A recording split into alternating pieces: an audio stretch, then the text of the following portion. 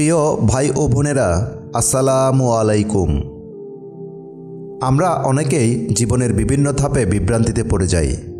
কখনো আমরা আল্লাহর ইচ্ছা ও তার পরিকল্পনাকে বুঝতে পারি না। আমাদের জীবন অনেক চ্যালেঞ্জের মধ্যে দিয়ে যাই। কখনো আমরা সুখে থাকি, কখনো দুঃখে, কখনো আমরা পাপের মধ্যে পড়ে যাই, আবার কখনো আমরা আল্লাহর পথে ফিরে আসতে চাই। কিন্তু এর মধ্যে আল্লাহ আমাদেরকে সবসময় তার রহমতের আলো দিয়ে পরিচালিত করে যাচ্ছেন।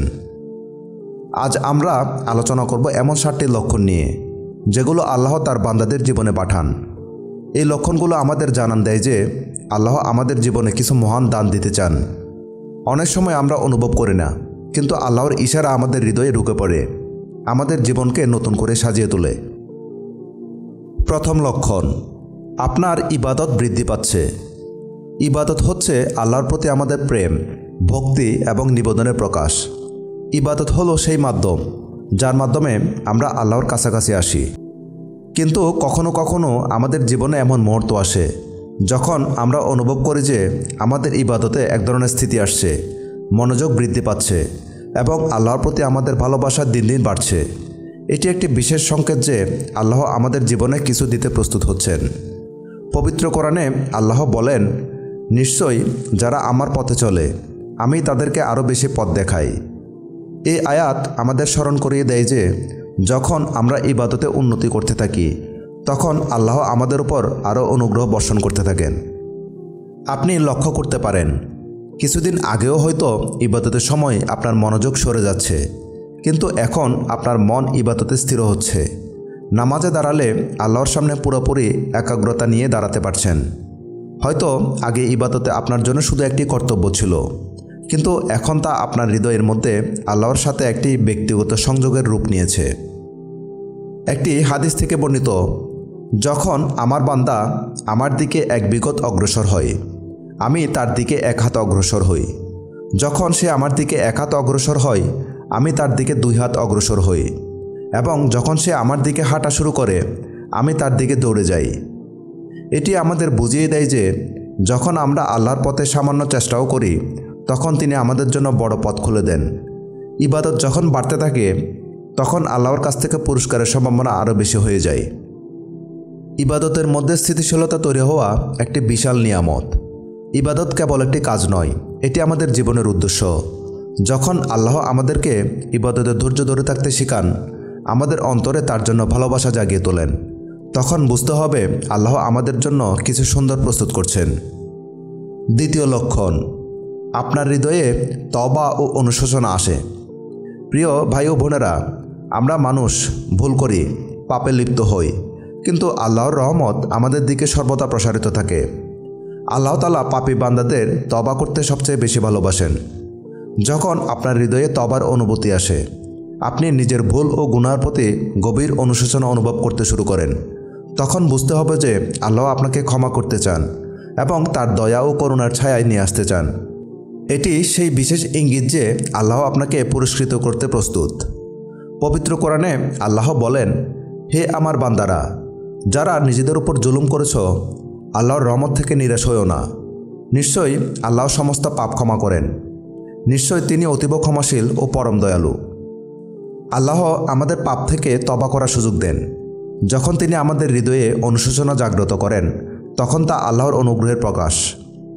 আপনি যদি দেখেন যে আপনার অন্তরে গুনাহের জন্য কাঁদছে, পাপের বোঝা বয়ে বেড়াতে পারছেন না, আপনি আল্লাহর দিকে ফিরে আসতে চাইছেন, তাহলে বুঝে নিন আল্লাহ আপনার তওবা কবুল করতে প্রস্তুত।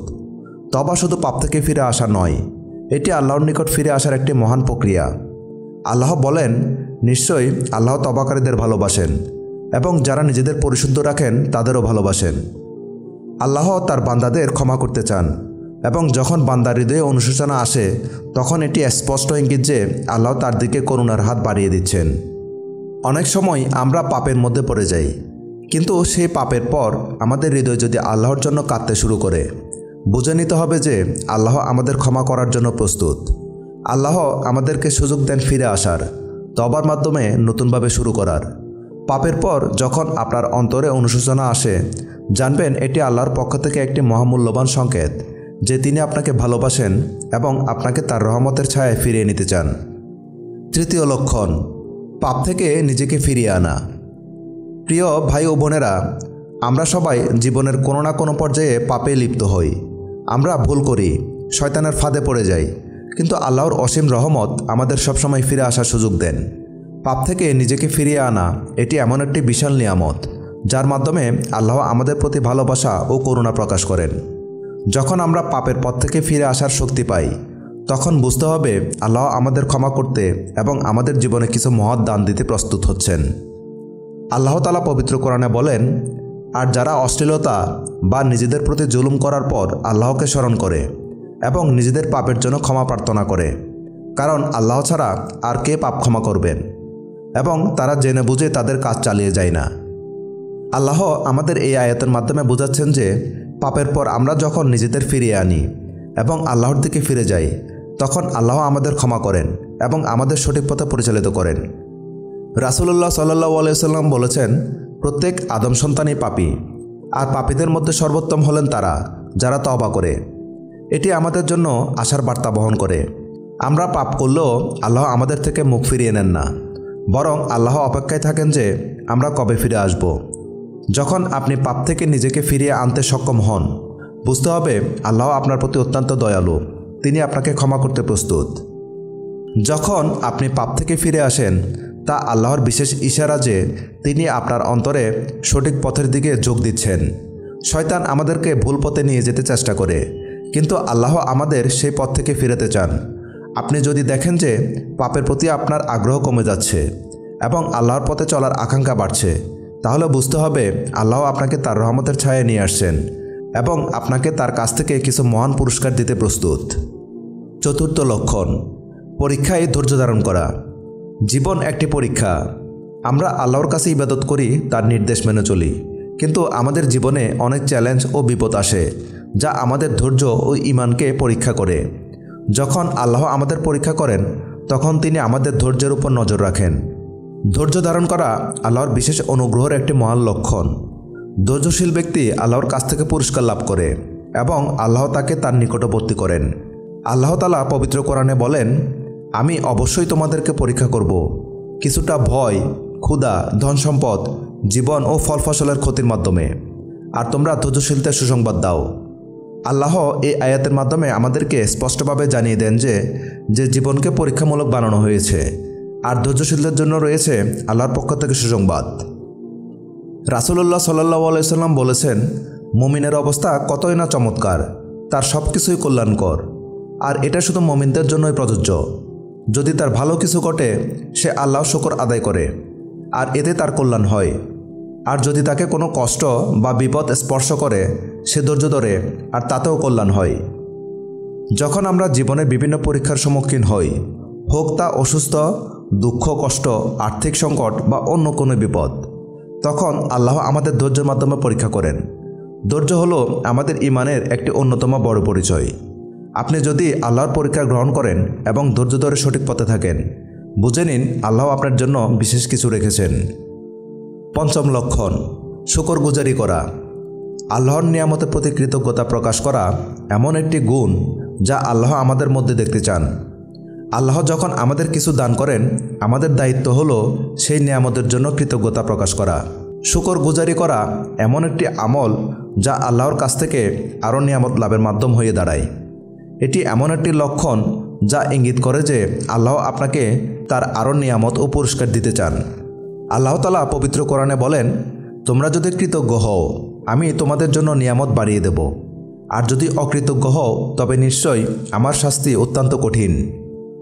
এই আয়াতের মাধ্যমে আল্লাহ আমাদেরকে স্পষ্টভাবে জানান যে শুকরগুজারি করা তার পক্ষ থেকে আরও নিয়ামত লাভের মাধ্যম। যখন আমরা আল্লাহর দেওয়া নিয়ামতগুলো স্বীকার করি এবং কৃতজ্ঞতা প্রকাশ করি, তখন আল্লাহ আমাদের জন্য দান বৃদ্ধি করেন। ষষ্ঠ লক্ষণ, আল্লাহর কষ্টে করুণার উপলব্ধি। আমরা যখন জীবনে কষ্টের মুখোমুখি হই, তখন অনেক সময় হতাশা আমাদের গ্রাস করে, কিন্তু জানেন কি, কষ্টের মধ্যেও আল্লাহর রহমত লুকিয়ে থাকে। যখন আমরা কোনো কষ্ট বা দুঃখের সম্মুখীন হই এবং সেই মুহূর্তে আল্লাহর দয়া ও করুণাকে অনুভব করি, তখন বুঝে নিতে হবে এটি আল্লাহর কাছ থেকে আমাদের প্রতি ভালোবাসার একটি বিশেষ নিদর্শন। কষ্টের মুহূর্তে আল্লাহ আমাদের তার করুণার দিয়ে আচ্ছন্ন করেন এবং আমাদের অন্তরে এক ধরনের প্রশান্তি ও ভরসা দান করেন। আল্লাহ তাআলা পবিত্র কোরআনে বলেছেন, নিশ্চয়ই কষ্টের পরেই আসে স্বস্তি। এই আয়াতে আল্লাহ আমাদেরকে স্পষ্ট করে বলেন যে কষ্টের সঙ্গে সঙ্গে সহজাত থাকে। জীবনের চ্যালেঞ্জগুলো কেবল পরীক্ষাই নয়, বরং এর মাধ্যমে আল্লাহ আমাদের উপর করুণা বর্ষণ করেন এবং আমাদের ঈমানকে শক্তিশালী করেন। আমরা যতই কষ্টে থাকি না কেন, আল্লাহর করুণা সবসময় আমাদের সঙ্গে থাকে। রাসূলুল্লাহ সাল্লাল্লাহু আলাইহি সাল্লাম বলেছেন, আল্লাহ যখন কাউকে ভালোবাসেন তখন তাকে পরীক্ষায় ফেলেন। এই হাদিস আমাদের শেখায় যে কষ্টের মধ্যেও আল্লাহর ভালোবাসা ও করুণা লুকিয়ে থাকে। যারা আল্লাহর পরীক্ষার ধৈর্যের সঙ্গে মোকাবেলা করে তারা আল্লাহর কাছ থেকে বিশেষ পুরস্কার লাভ করে। সপ্তম লক্ষণ, আল্লাহর সাথে গভীর সম্পর্ক গড়ে ওঠা। আল্লাহর সাথে গভীর সম্পর্ক গড়ে ওঠা মানে হলো আমাদের স্রষ্টার সাথে অন্তরের গভীর সংযোগ স্থাপন করা। আল্লাহ যখন আমাদেরকে কিছু দিতে চান তখন তিনি আমাদের সাথে তার সম্পর্ককে আরও মজবুত করেন। আমাদের ইবাদত, তাওবা, ধৈর্য, শুকরগুজারি সব কিছুই আল্লাহর সাথে এই সম্পর্ককে সুদৃঢ় করার মাধ্যম। যখন আমরা আমাদের জীবনের প্রতিটা মুহূর্তে আল্লাহকে স্মরণ করি এবং তার সাথে ঘনিষ্ঠ সম্পর্ক স্থাপন করি, তখন বুঝতে পারি আল্লাহ আমাদের প্রতি বিশেষ নজর দিচ্ছেন। এটি আল্লাহর পক্ষ থেকে একটি বড় নিদর্শন যে তিনি আমাদেরকে বিশেষ পুরস্কার দিতে প্রস্তুত। পবিত্র কোরআনে আল্লাহ বলেন, তোমরা আমাকে স্মরণ করো, আমিও তোমাদেরকে স্মরণ করব। আল্লাহ আমাদের স্মরণ করতে বলেন, আর তার বিনিময়ে তিনি আমাদের স্মরণ করবেন। যখন আমরা আল্লাহর স্মরণে লিপ্ত হই তখন আল্লাহ আমাদেরকে তার করুণায় ঢেকে দেন এবং আমাদেরকে তার নৈকট্যের অনুভূতি প্রদান করেন। আল্লাহর সাথে সম্পর্ক গড়ে তোলার মধ্যে রয়েছে শান্তি, প্রশান্তি এবং জীবনকে আল্লাহমুখী করার এক অপার সৌন্দর্য। প্রিয় ভাই ও বোনেরা, আল্লাহর সাহায্য কখনো দূরে নয়। আমাদের করণীয় হলো ধৈর্য ধারণ করা, আল্লাহর প্রতি ভরসা রাখা এবং সৎপথে অবিচল থাকা। এই 7টি লক্ষণ যদি আমরা নিজেদের জীবনে দেখতে পাই তাহলে নিশ্চিত হয়ে যান যে আল্লাহর রহমত আমাদের খুব কাছাকাছি।